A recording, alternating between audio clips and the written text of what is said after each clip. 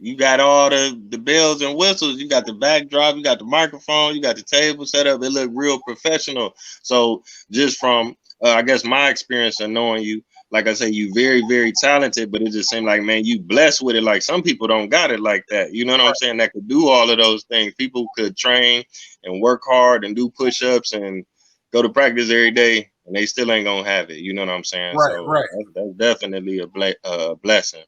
So let me see. Now you've been doing some acting as well, right? Yep, yep. Oh, Um, okay. Now how did you get into that? Honestly, man, like it was all around the same time as so it all started first. Let me take a step back, right? So to go back into that whole my whole athletic background, it all started with the trying to get away from that 9 to 5 thing. That 9 to 5 thing that most of us do every single day, man. We wake up and we just punch that clock and we just kind of get set and conditioned to be in this world where we just repeat the same cycles every day. So Yeah. my athletic mind started thinking, I work out, I go to the gym all the time. So let me try to monetize that, right? So that's where it all started. It all started with me buying a GoPro saying, I'm about to record myself riding my bike to the gym. I'm gonna record myself at the gym working out. I'm gonna edit it all down and put it all together. And then I started getting people reaching out to me talking about, hey man, I'm looking for a personal trainer and this and that. I'm like, nah, man, I'm really just doing this for entertainment.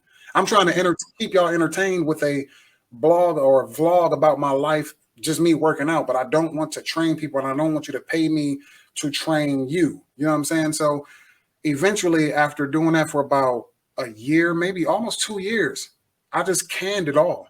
Like I canned it all. I had like maybe 40, 50 videos. Man, I might have had 100 videos up on YouTube just about my fitness journey, my meatless journey, my weight loss journey. But then I started realizing like, no, I'm doing this for entertainment and I really want to entertain people. So that's where it all kicked in. And I said, you know what? Let me stop hiding myself from people because the working out videos, all that stuff was easy. That's easy stuff because I'm just recording myself working out. But really, what I want to do is I want to entertain people. I want to have real conversations. I want to act. I want to make people laugh and do all that stuff. So that's when I decided, like, you know what? After doing that workout meatless journey and the workout videos for about 2 years, I just gave it all up. And I put a post up on, I want to say Instagram, and I just mentioned, and I put it up on YouTube, a video up on YouTube talking about basically, this is my new journey and I want to get into acting. And the first time I did that, it was one dude that I knew from Warrensville that I really didn't have a big connection to, but he saw the post and he reached out to me and said, hey, Dust, man, I'm about to do a movie. I'm filming a movie. I want you to be in it. And I'm like, Wow, that's all what's up. right. Like I haven't done an audition or nothing. He was like, no, I got a part for you. So I'm just like, okay, man. So that was literally like my first time jumping out there, getting into it. And when he sent me the script, I was kind of overwhelmed because I knew I wanted to be an actor, but when I actually got that script in my hand, I was kind of like, oh, this is real. This is real. Like, I've really got to like try to act now. So when it all kicked in and I started reading that script and I kind of got comfortable with it, that's when really everything that I wanted to be growing up that I kind of suppressed and put at the back of my mind because of somebody else's vision for my future, that's when it all came pouring out. And I was like, you know what? This is what I'm going to do. So I've been doing it going forward, man. Man, I could dig it. You said a lot. Like you said, that 9 to 5 life, man, it ain't no joke. I mean, it's not no knock on nobody that's doing what they got to do, but I Right, kind right. of experienced that, man. As soon as I got out of high school, I got me a job at a factory. I was making more money than probably 90% of the people that was 18 years old, but I hated that job, man. I was Yeah, working 10, 12 hours a day, 6 days a week, had all the money, but I ain't had no time. So that's yeah, one thing that you got to balance. Some people got all the money in the world, but they don't have the time. And then some right. people got all the time in the world, but they ain't got no money. They can't. Let's go to Africa tomorrow. They be like, man, I could stay forever, but I don't got the money. So it's just been a struggle with myself, just trying to balance money, time, and also being happy and doing stuff that you like to do. You know what I'm Yep, saying? So, yep. That's the and major key. then right, most definitely. And then it's like I think sometimes maybe we may limit ourselves because we don't want to step out and try different things. You know what I'm saying? Like Yep, acting or music or comedy. You got some people that's very talented, but they just don't have a heart for it. You know what I'm saying? To go out there and go get it and try it. So that's something that I do appreciate about you. You gonna actually go out there and try to make it happen. You know what I'm saying? Yeah, yeah.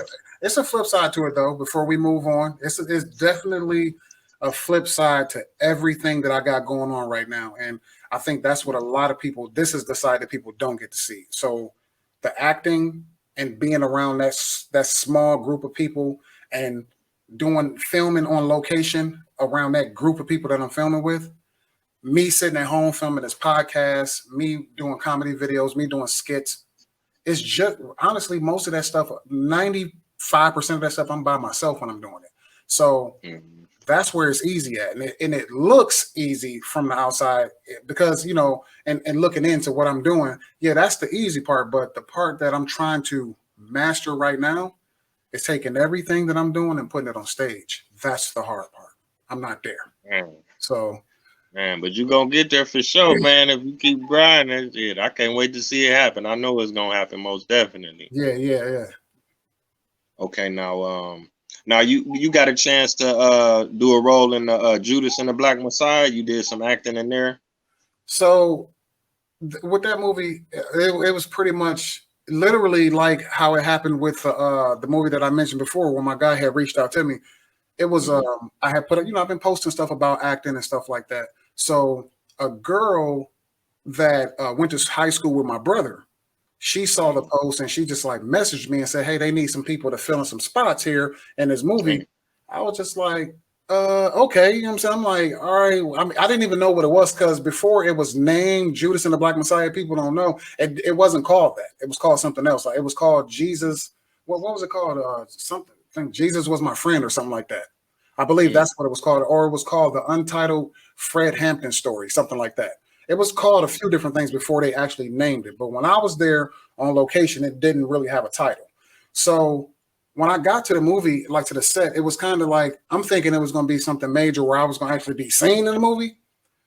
I saw all the major characters in the movie, like all of them. They was like right there in the same room with me.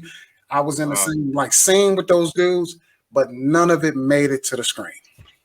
oh, it was like a lot of cuts. They cut it out. Yes, and the crazy part is when I was there, like where I was positioned in the room, I was in the church scene, and when Fred Hampton met with the dude from the Crowns, I want to say, when they met in that church and they were having that Okay. conversation, I was there. It was a camera literally pointing right across the screen right at me, and I knew. I'm like, let me slide into this shot. I slid into the shot, and I had to stand there with the face, and I just Dude. knew I'm about to be in this movie because the camera looking at me. Nah, it was one of those cameras where they used it for a few little spots, but they Mm. cut out the part where I was like right in front of the camera. So I got paid for it, but I never made it to the screen. But man, that's still an amazing